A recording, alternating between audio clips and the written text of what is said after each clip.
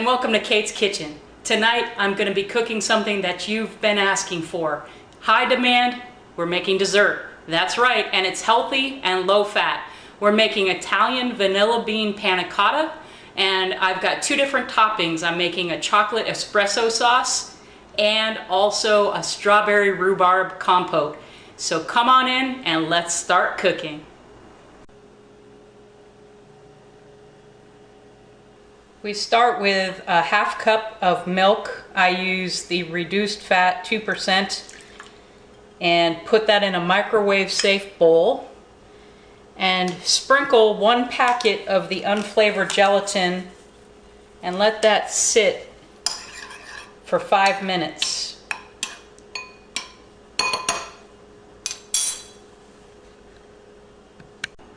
After 5 minutes, when the gelatin is soft, and you just double check that it is soft, we're going to put this in the microwave for 30 seconds and make sure that gelatin gets dissolved.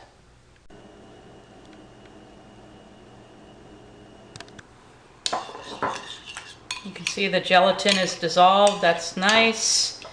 To that, we are going to add 1.5 cups of our Greek non-fat yogurt, and it's plain yogurt.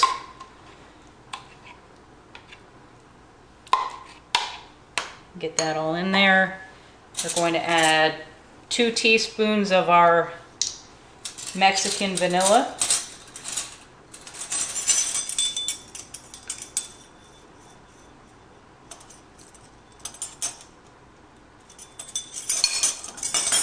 And 1 tablespoon of either honey or agave nectar. I'm using the amber agave nectar, which is kind of in between the consistency of syrup and honey. That'll give us our sweetness. And then we're just going to whisk all of that together.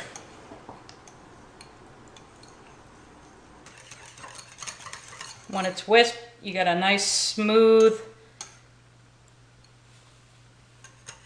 mixture.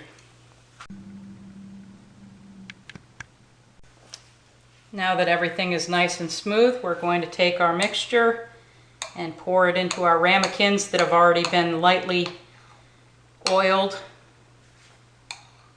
with a non-stick spray.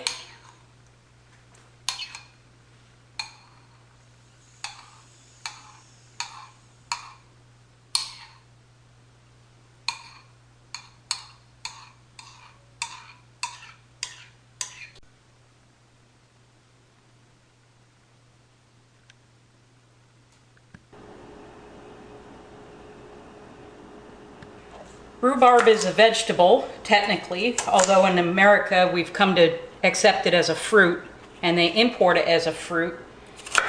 It is kind of in the celery vein in that it's a stalk, and you can't use the leaf. The leaf is poisonous, but the stalks themselves are nice and tart, and they work well with something sweet like strawberries to offset the tartness.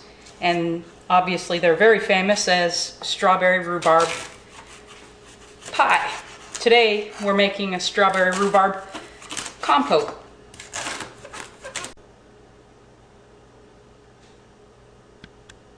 I've cut the rhubarb up into 3/4 inch pieces, and it was 1 stalk that I used. I wasn't quite sure what the yield would be, and now I can see that I have 1 cup of rhubarb, so I want to cut up 1 cup of strawberries as well.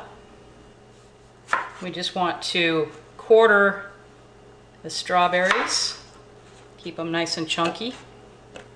Now we've got a cup of the strawberries. We're just going to add those to our pot in with the rhubarb. We're going to use the juice of half of an orange, which will end up being a couple of tablespoons or so.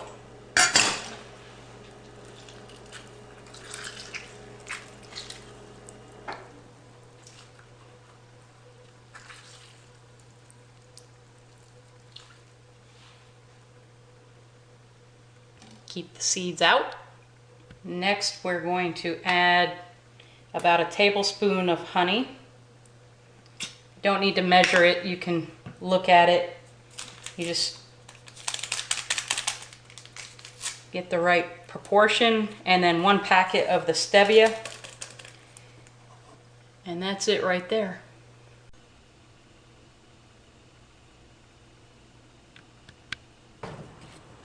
Just stir it up. We've got it on medium heat. We're going to bring that to a boil and just simmer that for about 15 minutes until it becomes thicker and the fruit starts to break down.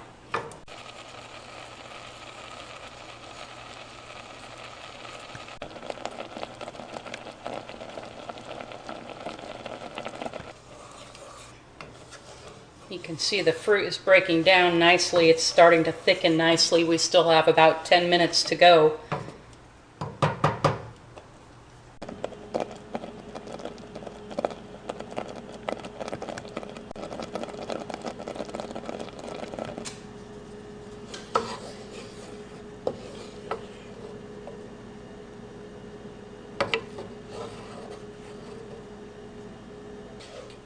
Now we're just going to pour the compote into a glass bowl so that it can chill. We're going to let it first come to room temperature and then put it in the refrigerator for a couple of hours.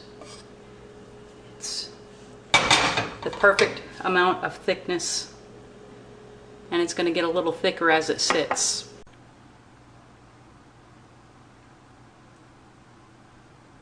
Now we're making the chocolate sauce, so I'm starting with 1 can of fat-free evaporated milk, and I'm using a 5-ounce can, so I'm doing half of my normal recipe.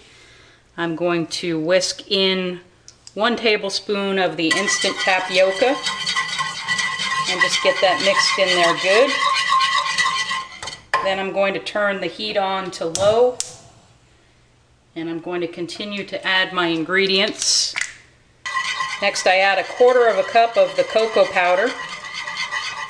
Give it that good chocolatey flavor.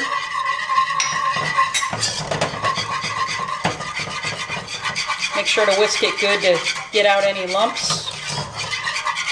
You're going to whisk this continuously while it cooks on low heat for 5 to 6 minutes. I'm going to add 1/4 cup of evaporated cane juice.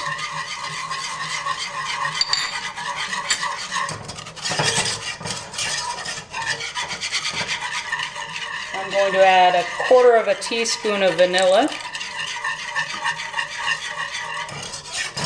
and 1/4 teaspoon of instant espresso coffee.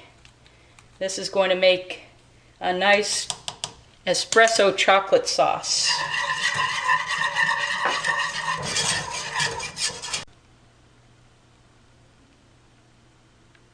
You want the sauce to be pourable,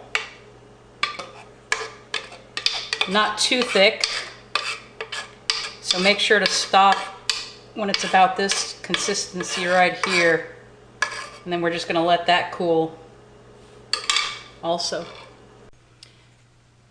The panna cotta has been refrigerated for 24 hours. It is now ready to be plated. We're going to take the ramekin and dip it into some very hot water just for 3 to 5 seconds just to get that started to be loose, and then run our knife around the outside, put the plate on top and flip it over, give it a little nudge, and you get a beautiful panna cotta. We're going to top this with the strawberry rhubarb compote, which has been chilling, and we can have about 1/4 cup as our serving. So that's 2 nice spoonfuls of that. We're going to add just a little bit more there, and then finish it with just a sprig of mint. That's beautiful. For the first one, we're going to use the chocolate espresso sauce. and I've put it in a little squeeze bottle. I'm just gonna run back and forth over the top like that. We're using about 2 tablespoons of this nice chocolate espresso sauce. Beautiful.